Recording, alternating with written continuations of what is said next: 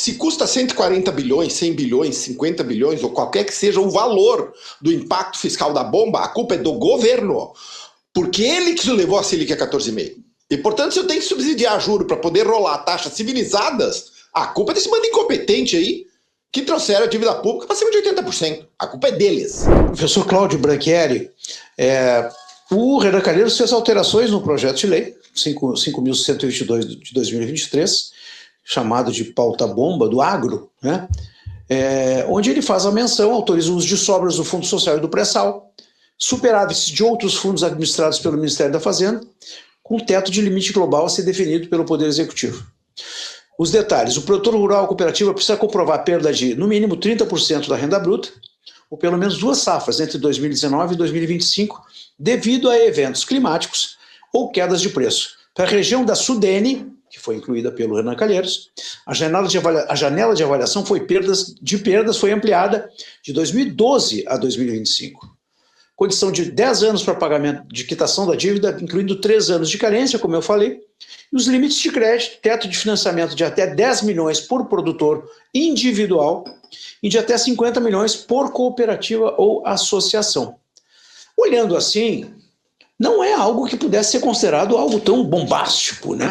E o impacto fiscal potencial é de até 140, e não 120, 140 bilhões em 10 anos. Então vamos lá. A primeira coisa, só para mim botar, digamos assim, de lado, né? Sudene, né? Não sei se, porque já tem os fundos constitucionais no Nordeste, a própria Sudene tem dinheiro, a Superintendência de Desenvolvimento no Nordeste, pega o dinheiro de lá. Mas tudo bem, o Renan Calheiros quis fazer um aceno para a sua bancada, porque o Nordeste não tem lá, assim, uma produção agrícola tão forte. Seria um caminho para tirar o Nordeste da pobreza, mas ainda não está. A primeira coisa que a gente tem que entender é o seguinte: se custa 140 bilhões, 100 bilhões, 50 bilhões, ou qualquer que seja o valor do impacto fiscal da bomba, a culpa é do governo, porque ele que levou a Selic a 14,5%. E, portanto, se eu tenho que subsidiar juro para poder rolar taxas civilizadas, a culpa é desse bando incompetente aí, que trouxeram a dívida pública para cima de 80%. A culpa é deles. Inclusive, quem está acompanhando o mercado sabe que semana passada, aliás, essa semana, a NTNB bateu IPCA mais 8,32, recorde desde que foi criada. Então, primeiro a culpa é do governo. Agora vamos falar do tamanho da conta. Primeiro, o ouvinte tem que entender: que custo é esse? O custo é básico. Eu devo uma taxa, né? O governo tem uma taxa para captar, e ele vai emprestar uma outra taxa. Ele vai captar hoje a 14,5%, e ele vai emprestar entre 3,5% e 7,5%, que dependendo do enquadramento, certo? Se estima aqui que o custo médio dessa dívida do financiamento seria 5,5%. Então, o custo do governo é a Selic. É a diferença entre a Selic e esse 5,5%. É 10%. Isso. Só que a taxa Selic de longo prazo não é 14,5%, é 10%. Portanto, o custo tem que ser medido... É 4%. Está em 4%. É isso, é 4,5%. 4,5%. Se é 4,5%, eu sei, bom, meu custo é 4,5%. Quanto eu vou financiar de dívida? Certo? A primeira coisa é o seguinte, ó. Quando saiu da Câmara dos Deputados o projeto, existia um teto de financiamento das dívidas de securitização do ar, que era 30 bi. Se eu usar isso como critério, o custo é 1,35 bi por ano, 13 bilhões e meio em 10 anos. É isso. Tem mais 3 anos de carência ali que tu tem que mensurar, mas o custo era esse. Certo? 13 bi e meio é um ano de pé de meia. Essa é a bomba fiscal. Nossa, meu Deus, então acaba com o pé de meia. Porque entre escolher dar dinheiro para Barbado e para aula, que ele já devia saber, e dar dinheiro pro agro que sustentou esse Brasil e colocou as nossas reservas nos volumes que tem hoje, qual é a escolha óbvia? O governo escolhe dar dinheiro para quem lhes dá voto. Então não existe pauta bomba aqui. Ao pegar o Durigan aí, você quem não sabe fazer conta, né? Isso aí, o cara era o segundo na linha do Haddad. Tu imagina que ele estava embaixo do Haddad. Se eu sou economista abaixo do Haddad, eu já tinha cometido um... É uma vergonha. Então o Durigan é pior que o Haddad, é certo, porque as estimativas vindas da Fazenda são horrorosas. Inclusive, vou dar um exemplo, o governo federal, para compensar a isenção de imposto de renda até R$5 mil, tributou lá os super ricos, lá, imposto de renda mínima e assim por diante. A estimativa era a arrecadação de 30 bi. no primeiro trimestre, arrecadaram 450 milhões. Esse é o tamanho da conta. Arrecadaram 1,5% do que eles imaginavam arrecadar no ano. Esse é o Durigan, que está falando em... Esse é o Durigan. Só que só para a gente encerrar o assunto, para vocês verem como o PT não sabe que foi aprovado. Mas tu leu ele. Quem vai estabelecer o limite de dívida? Se é 30 bi, se é 40 bi, se eu vou financiar 200 bi, que a incompetente do Durigan não conseguiu nem ler a porcaria do projeto, ele ficou lá o dia inteiro no Senado e não viu isso. Quem vai estabelecer o limite das dívidas é o Executivo. Está dito aqui. Está dito na lei. Então o governo pode dizer, não, beleza, eu tenho no espaço fiscal de 1,5 bi.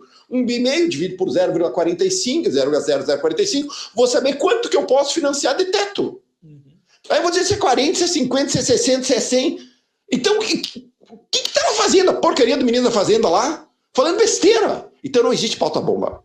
Se você é do agro aqui e está nos ouvindo, a pauta bomba é uma tentativa do governo de demonizar o setor produtivo do agro, é uma tentativa da mídia militante passapanista paga com dinheiro da Secom de trazer a crise fiscal que está aparecendo, que a culpa é do governo e do Lula, jogar para cima do agro, para responsabilizar vocês. Não deixe isso acontecer, é mentira, eles mentiram, são incompetentes, não sabem nem o que estão fazendo. Não é 140 bi. Não será 140 bi. Exato, o cálculo que tu fez é menos. Exatamente. Muito menos. Muito menos. Não é 1/3 disso. Só pra gente, em 10 anos, tá? A gente tem que deixar isso claro, porque a mídia vai, né? Porque tudo isso vem das mídias mainstream, né? As oficiais, as que fazem as coberturas. Elas acabam aquilo ali virando verdade. Não, é 140 bi. Da onde vocês tiraram esse número? Me explica. Eles não vão conseguir. Porque eles vão descobrir que... Vocês sabem, por exemplo, quanto que tem de dívida do agro em atraso? 55 bi. Esse é o tamanho da conta. Certo? Se eu quisesse botar o que tem passado. Mas é uma fração tem as parcelas... Não, tudo bem, mas tem as parcelas vincendas, tem o prazo de carência. O dinheiro sai do fundo social do pré-sal. É um fundo que tem 55 bilhões de reais lá dentro. Tá? Não está dentro do orçamento. Tanto é que o Bolsonaro dobrou o fundo. Ele pegou em 23 bi, se não me engano, ele levou a 46 bi. E aí o Paulo Guedes usou para pagar a dívida pública. Porque o dinheiro estava lá. Né? Então ele faz lá, fica dentro do caixa único, rendendo Selic. Qual é o tamanho da dívida do agro? Tu falasse há pouco? Não. A dívida parcela vencida. A inadimplência hoje é 55,6 bi. O agronegócio movimentou cerca de 3,2 trilhões de reais recentemente, respondeu por 25,13% de toda a economia. O primeiro número que o Durigan trouxe falava em 1,4 trilhões de reais de dívida. Só para vocês terem uma noção, o estoque inteiro de crédito agrícola do agro é 800 bi. Assim, ó, de onde eu tirou esse número? Mas ninguém faz a mínima ideia. A mínima. O homem é completamente ruim. É desverado. Então, mas o primeiro número, podem procurar aí, ele trouxe 1,4 trilhões de reais. Digo, mas tu tirou esse número de onde? Então, o governo Lula é perdido, a negociação com o Congresso é nenhuma, não tem articulação com o Congresso, é um governo órfão, vão correndo o tempo inteiro para papai e STF para ver se salvam eles da incompetência deles. Tu imagina, Mauad, se essa criatura ganha mais 4 anos e vai pegar, assim, ó, isso é uma certeza matemática, ele vai pegar um Congresso muito mais hostil do que muito mais hostil. Muito mais, porque o PL vai aumentar, ele vai perder o Senado. Eu vou ficar 4 anos com esse governo fazendo o quê? Aí eles vão ficar 4 anos pedindo para o STF socorrer? Não tem a mínima chance desse governo crescer. Não.